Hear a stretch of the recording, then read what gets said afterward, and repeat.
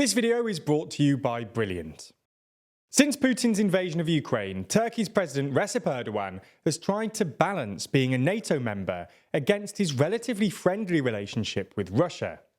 To NATO's irritation and Putin's delight, Turkey has refused to join in with Western sanctions and held up Sweden and Finland's NATO applications. However, in just the past week or so, Erdogan has done at least 3 things that suggest he's basically ditched Putin for NATO, including, perhaps most notably, finally letting Sweden into NATO.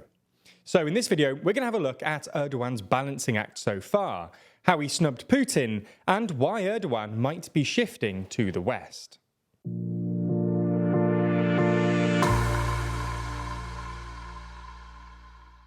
Before we start, if you haven't already, please consider subscribing and ringing the bell to stay in the loop and be notified when we release new videos. So let's start with a bit of context. Before the war, Erdogan and Putin were sort of frenemies. They disagreed on a whole lot of things, especially foreign policy, but there was some sort of personal rapport between the two leaders, which apparently developed after the 2016 coup attempt in Turkey. They would meet regularly, and Putin once praised Erdogan as a leader who keeps his word like a real man. When the war began, Erdogan tried to strike a middle ground between NATO and Russia. Turkey originally refused to describe the so-called special military operation as a war, or join in with sanctions. To some extent, this worked. The first peace negotiations were held in Turkey before they collapsed in April 2022, and Turkey, along with the UN, successfully negotiated the Black Sea grain deal in July 2022, which allowed Ukrainian farmers to export their grain via the Turkish Straits, with monitoring from the Turkish authorities. Turkey's economy also benefited from Erdogan's equivocation. Russian capital flowed into Turkey, providing Ankara with a much-needed source of foreign exchange, and Turkey was able to buy Russian oil and gas on the cheap. This was definitely a big factor for Erdogan. Turkey's economy was already struggling with rising inflation, and Erdogan probably realised that the Turkish economy couldn't afford to put off its largest source of hydrocarbon imports. However, in the past week or so, it looks like Erdogan has started shifting away from Putin. As we see it, there are 3 pieces of evidence that suggest this. The first being Turkey's return of Ukrainian prisoners of war back to Ukraine. For context, last year, after a brutal battle and siege, Russian forces took the Ukrainian port city of Mariupol. Hundreds of troops from Ukraine's Azov battalion surrendered and were taken by Russia as prisoners of war. Many of the lower-level troops were released as part of a prisoner swap, but the deal between Ukraine, Russia and Turkey also saw 5 key Azov commanders sent to Turkey, where they were supposedly meant to remain for the duration of the war. However, last week, President Zelensky returned from a visit to Turkey and brought the 5 commanders home with him, a move that the Kremlin described as a direct violation of the agreement by Ukraine and Turkey. Second, there have been reports that Turkey is considering unilaterally extending the grain deal.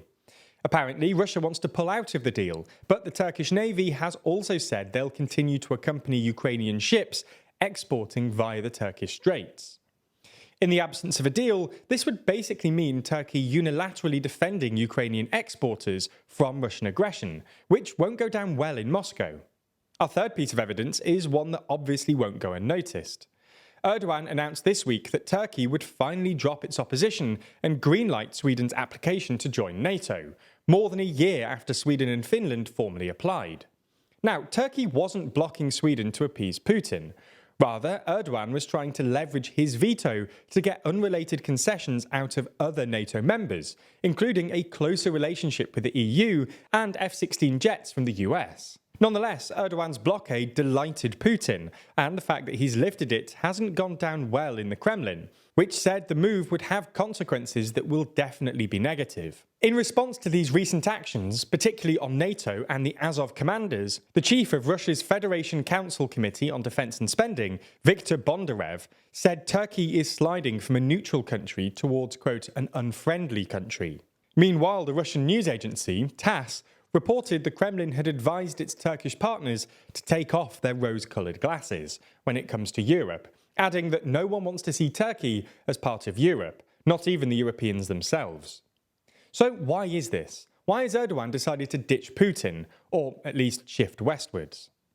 Well, as we see it, there are three potential reasons. First, and most importantly, Turkey's economy. As we've explained in previous videos, the Turkish economy is currently suffering the consequences of Erdogan's unorthodox monetary policy, which involves lowering interest rates in response to inflation. This has sparked a rapid decline in the value of the lira, and Turkey's economy has only really been kept afloat for as long as it has by Russian inflows and generous investment from Erdogan's Gulf allies, including a $5 billion loan from Saudi Arabia, who are clearly trying to increase their influence in the country. Erdogan's new finance minister has begun to slowly raise rates, but the lira has still been declining, and Turkey is suffering from unsustainable capital outflows. Turkey is probably hoping that closer relations with the EU, even if that doesn't mean accession and all that financial help that accompanies EU membership, will go some way to keeping Turkey's economy afloat. Second, Erdogan has more political space post-election. Erdogan has now been re-elected for a new 5-year term, which means he's got the time and political space to perform a westward pivot, even if it doesn't go down brilliantly with some of his base. Erdogan has proven a remarkably agile politician in the past. He's changed his position on everything from the EU to the so-called Kurdish question in his 2 decades in power, but he always gets re-elected in the end. But the third reason we can see is Wagner's attempted coup in Russia. The coup demonstrated that there's a real risk of regime change or political collapse in Russia, and this might have affected Erdogan's calculus, because he doesn't want to invest too heavily in a relationship with Putin if there's a non-zero chance that Putin will be out of power sometime soon. Ultimately though, while there's a lot of evidence to suggest that Erdogan is shifting westwards, he's perhaps the most unpredictable man in geopolitics, and it's too early to say whether this pivot will prove permanent. You may have noticed that we're at the NATO summit in Vilnius this week, but interview opportunities like these are a great example of how the TLDR team spends more and more time analysing data and geopolitical information as it becomes more and more critical. As a bunch of people who are ordinarily more focused on words than numbers, we've really benefited from courses on brilliant.org in order to keep ourselves sharp. That's because Brilliant is the best way to learn maths and computer science in a fun and interactive way. From foundational and advanced maths to AI, data science, neural networks, decision making and more, with new lessons added monthly. Even if you, like us, don't necessarily think of yourself as a traditional STEM kind of person, these courses could prove incredibly useful for your life and career.